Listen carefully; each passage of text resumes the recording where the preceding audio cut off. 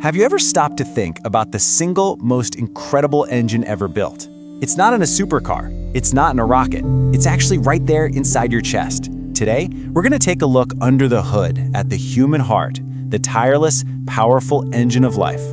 To really get a sense of its power, let's just start with some numbers. Every single day, your heart beats about 100,000 times. That's non-stop, around the clock. And with every single one of those beats, it's moving a serious amount of fluid.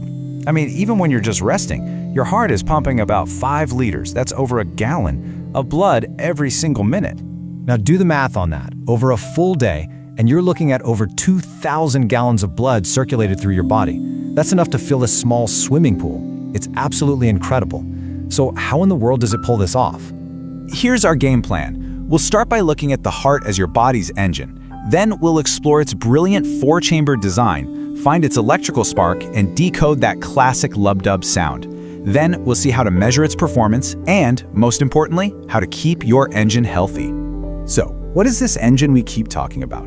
Well, it's a muscular organ roughly the size of your clenched fist, and it sits right in the center of your chest, tilted just a little to the left. And its mission is simple: pump blood, delivering vital oxygen and nutrients to every single cell in your body. To really understand how it works, it helps to think of the heart like a building, a 4-room powerhouse. This clever design is the real secret to its amazing efficiency. So let's take a quick tour. Inside this powerhouse, each room has a very specific job. The right atrium, that's the receiving dock for all the used oxygen-poor blood coming back from your body. It passes that blood down to the right ventricle, which then pumps it over to the lungs for a refill. Once the blood is loaded up with fresh oxygen, it enters the left atrium, which sends it to the left ventricle, the strongest chamber of them all, which then pumps it out to the entire body. So, the key thing to realize here is that the heart is basically 2 pumps working side by side. The right side is all about handling that deoxygenated blood, sending it on a short trip next door to the lungs. Meanwhile, the left side handles the fresh, oxygen-rich blood, sending it on a much longer journey to everywhere else, from your brain all the way down to your toes. Of course, you can't have blood flowing the wrong way. That would be chaos.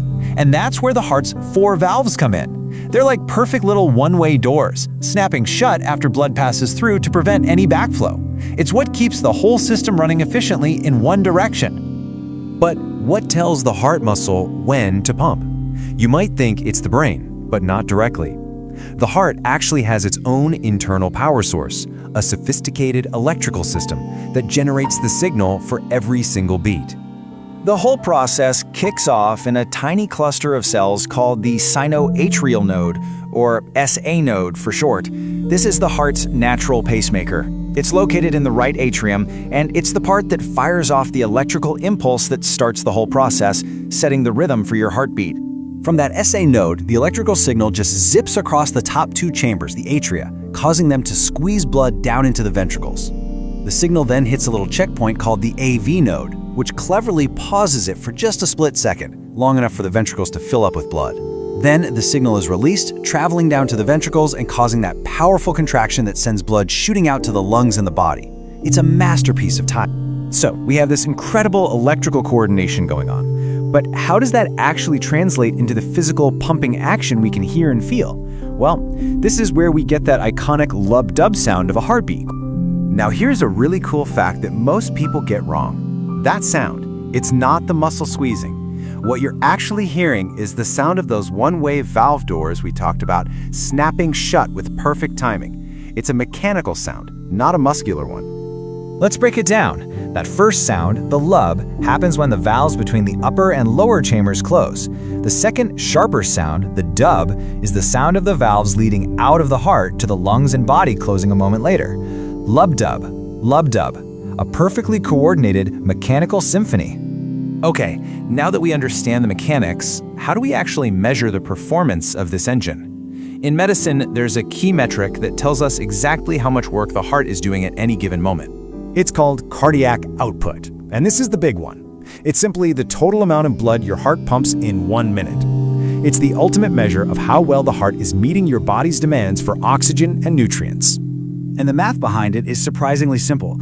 Your cardiac output is just your heart rate, the number of beats per minute, multiplied by your stroke volume, which is simply the amount of blood pumped out with each and every beat. So the two factors at play are how fast your heart beats. For most resting adults, that's somewhere between 60 and 100 beats per minute, and how much blood it pushes out with each beat, the stroke volume. If you increase either of those, your cardiac output goes up. Simple as that. So for a healthy adult just sitting down, the average cardiac output is right around 5 liters per minute. Think about that for a second. Your entire blood supply is circulated through your body roughly once every minute. And of course, when you exercise, that number can skyrocket to meet your muscles' demand for more oxygen. You know, understanding the heart's mechanics is fascinating, but the real takeaway here is knowing how to take care of this incredible engine. So let's connect all of this back to what you can actually do to keep your heart healthy for the long haul. And the good news is, the steps are pretty straightforward, but they have a massive impact. We're talking about things like eating a healthy, balanced diet, being physically active, maintaining a healthy weight, quitting smoking, and managing your stress. These are the proven ways to support your heart and lower your risk of problems down the line. This quote really just sums it all up, doesn't it? The heart's function is absolutely fundamental to life itself. It's the central hub of a massive delivery and waste removal system that services trillions of cells, keeping everything running just the way it should. So let's end on this thought. This incredible engine works tirelessly for you every second of every single day, without ever asking for a break. The real question is, what will you do for it in return? Thanks for joining me for this explainer.